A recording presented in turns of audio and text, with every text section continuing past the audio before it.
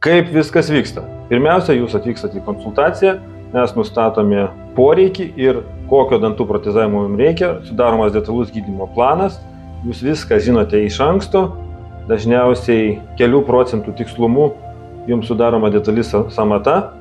Po konsultacijos jūs atvykstate į vizitą, kai paruošiami dantis arba paruošiami implantai ir nuimami atspaudai, kad būtų galima pagaminti protezą. Tai vyksta įprastiniu būdu, kai naudojamos atspaudinės masės ir šaukštai.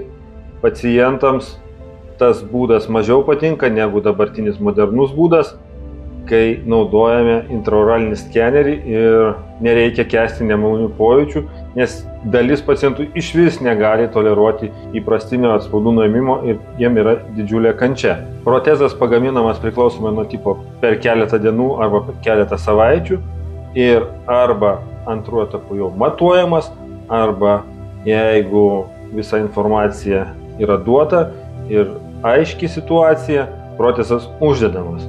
Daugumą protezavimo darbų padaromi per 3 vizitus. Sudėtingesni darbai gali reikti ir 4, 5 ir 6, o jeigu paciento lūkesčiai dideli arba sudėtingas atvejis, gali reikti ir dar daugiau vizitų.